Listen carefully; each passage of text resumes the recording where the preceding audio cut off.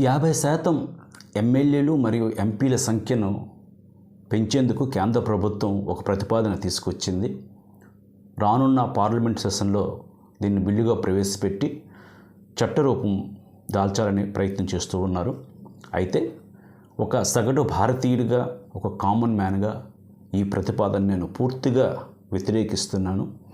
నేను ఏమాత్రం కూడా సమర్థించడం లేదు. ఎందుకంటే పెంచబడినటువంటి ఎమ్మెల్యే ఎంపీల సంఖ్య వలన ప్రజలకు ప్రత్యక్షంగా కానీ పరోక్షంగా కానీ ఎటువంటి ప్రయోజనం ఉండడం లేదు. పెరిగినటువంటి జనాభాకు అనుగుణంగా ఎంపీలు ఎమ్మెల్యేల సంఖ్య పెంచాలనే ప్రతిపాదన చేస్తూ ఉన్నారు. అయితే జనాభా పెరుగుదల కరెక్టే అయినప్పటికి కూడా పెరిగిన జనాభాకి ఎమ్మెల్యేలు ఇప్పుడు సంఖ్య పెంచడానికి ఏంటి సంబంధం అని కూడా మనం ఆలోచన చేయాలి. పెరిగిన ఎమ్మెల్యేలు ఈ జనాభా కోసం ఏం చేస్తారు, ఎటువంటి పనులు చేస్తారు, వీళ్ళ వలన కలిగే ప్రయోజనం ఏంటి, ఒకసారి ప్రజలు ఆలోచించాలని నేను కోరుతున్నాను. నాకు తెలిసినంతవరకు ఎటువంటి ప్రయోజనం లేదు. ఎందుకు అంటే రాజకీయ నాయకులు ఎవరైతే ఉన్నారో, that means MLAs and MPs ఎవరైతే ఉన్నారో వాళ్ళు ప్రజల తరపున రిప్రజెంటేషన్గా ప్రజలకు ఏమైనా బాధలు కలిగినప్పుడు వాటిని పరిష్కరించేందుకు ఉన్నట్లుగా ఉంటారు. అయితే ప్రస్తుత అడ్వాన్స్డ్ సొసైటీలో, అడ్వాన్స్డ్ టెక్నాలజీలో, డిజిటలైజేషన్ ప్రక్రియలో భాగంగా ప్రస్తుతము ఎమ్మెల్యేలు ఎంపీల యొక్క రిప్రజెంటేషన్ ఏదో ఉందో అంతగా అవసరం లేదు. అలాగే పబ్లిక్ కూడా నాలెడ్జబుల్ పర్సన్స్ అయ్యారు. They know everything. చట్టం ఏం చెప్తుందో వాళ్ళకు కూడా తెలుసు. కాబట్టి ఎంపీలు ఎమ్మెల్యేల పైన డిపెండ్ అయ్యే పరిస్థితి ప్రస్తుతము అంతగా లేదు. కాకుంటే ఏవైతే గవర్నమెంట్ ఆఫీసులు ఉన్నాయో, గవర్నమెంట్ సర్వీసులు ఉన్నాయో వాటిని మరింత బలోపేతం చేయండి. అసలు రాజకీయ నాయకుల అవసరమే ఉండదు. కాబట్టి ఈ రకంగా మనం ఆలోచిస్తే ఖచ్చితంగా ఎమ్మెల్యేలు ఎంపీల సంఖ్య పెంచాల్సిన అవసరం లేనే లేదు. ఇంతవరకు ఉన్న ఎమ్మెల్యే ఎంపీల సంఖ్య చాలు. ఇంకా చెప్పాలనుకుంటే కొన్ని రాజకీయపరమైనటువంటి పోస్టులు ఉన్నాయో, ప్రస్తుతం అనుభవిస్తున్నటువంటి పోస్టులు ఉన్నాయో వాటిని తొలగించాల్సిన అవసరం అయితే ఉంది. కాబట్టి దయచేసి ప్రజలు ఆలోచించాలని కోరుతున్నాను. అట్ ద సేమ్ టైం మరో కోణంలో నేను మాట్లాడితే, ప్రజల అవసరార్థం మనం ప్రభుత్వాన్ని ఏమైనా సరే అడిగినప్పుడు, కోరినప్పుడు ప్రభుత్వం మా దగ్గర డబ్బులు లేవు అని చెప్తూ ఉంటారు. ఫర్ ఎగ్జాంపుల్ సంక్షేమ పథకాల కోసం మనము అడిగినప్పుడు అరకొర సంక్షేమ పథకాలను మాత్రం ఇస్తున్నారు. అది సంపూర్ణమైన సంక్షేమ పథకాలు కావు. కారణం ప్రభుత్వం చెప్పే మాట ఖజానాలో డబ్బులు లేవని చెప్తూ ఉంటారు. అలాగే రైతులు పడుతున్న బాధలు, రైతుల అవసరాలు, రైతులు మరింత గిట్టుబాటు ధర కల్పించే విధంగా వారికి ఏమైనా సరే ప్రభుత్వం చేస్తుందంటే అది కూడా లేదు. కారణం ఖజానాలో డబ్బులు లేవు, ప్రభుత్వం దగ్గర డబ్బులు లేవని చెప్తూ ఉంటారు. సరే, వైద్యానికి సంబంధించి ఏమైనా సరే నాణ్యమైన విద్య, నాణ్యమైనటువంటి వైద్యం పేద మధ్యతరగతి వర్గాలకి అందించగలుగుతున్నారంటే అక్కడ కూడా నిరాశే. బికాజ్ ఆఫ్ నో ఫండ్స్, నిధులు లేవు అని చెప్తూ ఉంటారు. ఉద్యోగస్తులకు సంబంధించినటువంటి బకాయిలు ఏవైతే ఉన్నాయో వాటిని చెల్లిస్తున్నారంటే వాటిని కూడా చెల్లించే పరిస్థితి లేవు.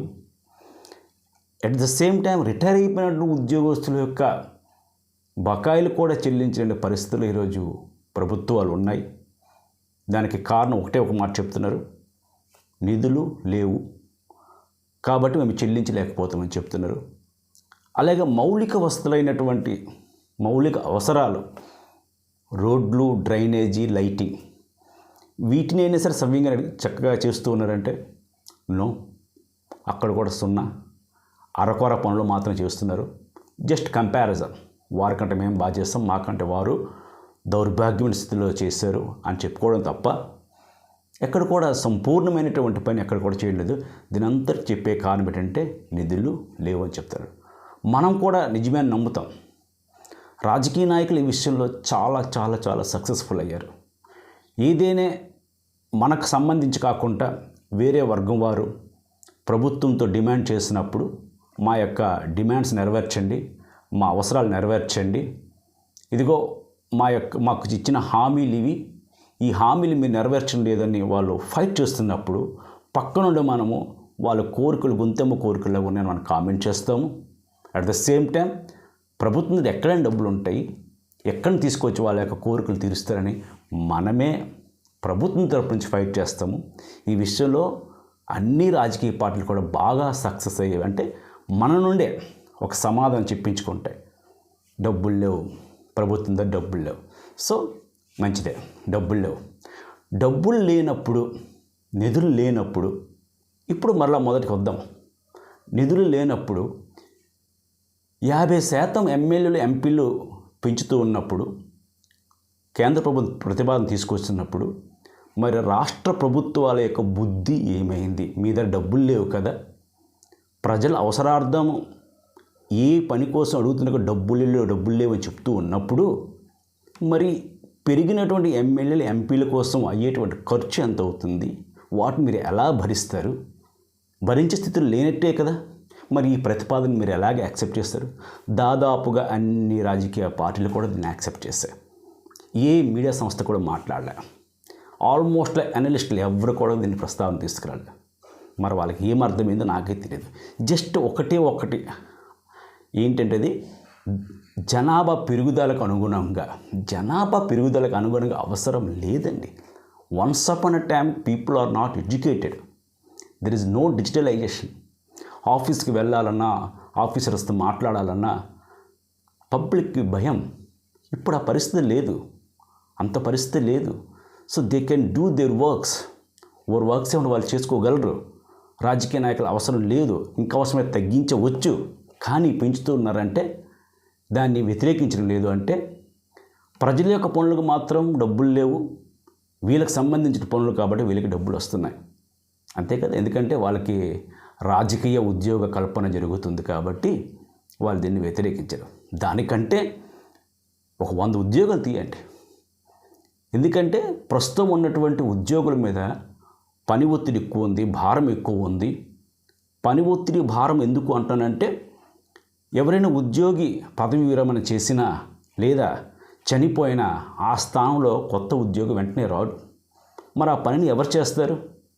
ఉన్నటువంటి ఉద్యోగులే చేయాలి. కాబట్టి ఒక 100-200 ఎన్నో ఒక దామాష పద్ధతులు తీసుకొని ఉద్యోగ నియామకం చేస్తే కొన్ని కుటుంబాలు బాగుపడతారు.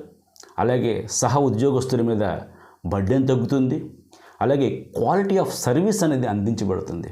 కానీ ఆ దిశలో ప్రభుత్వాలు ఎట్టి పరిస్థితులు కూడా ఆలోచన చేయవు. ఎందుకంటే ఎప్పుడు వారికి ఈ విధంగా ప్రయోజనం మాత్రం ఉంటుందని ఆలోచన చేస్తారు తప్ప ప్రజల కోసం ఆలోచన చేయరు. అందువలన నేను పూర్తిగా దీన్ని ఖండిస్తున్నాను. ఇంతవరకు మీకు ఈ ఆలోచన రాకపోయింటే మాత్రం ఒక్కసారి ఇప్పుడు ఆలోచన చేయండి. నేను చెప్పింది రైట్ అనుకుంటే మాత్రం దీన్ని ఒక ఉద్యమంలా, ఇది బిల్లు, ఇది చట్టం కాకుండానే మనం దీన్ని ప్రతిఘటించాలి. ఇది మన అవసరం, మన డబ్బులే ఇప్పుడు వాళ్ళు చెల్లిస్తారు. ఏ డబ్బులు అయితే లేవని చెప్తున్నారో మన పాకెట్ నుంచి వారికి డబ్బులు చెల్లిస్తారు. కాబట్టి దీన్ని మనం పూర్తిగా ఖండించాలని నేను కోరుకుంటున్నాను. నమస్తే.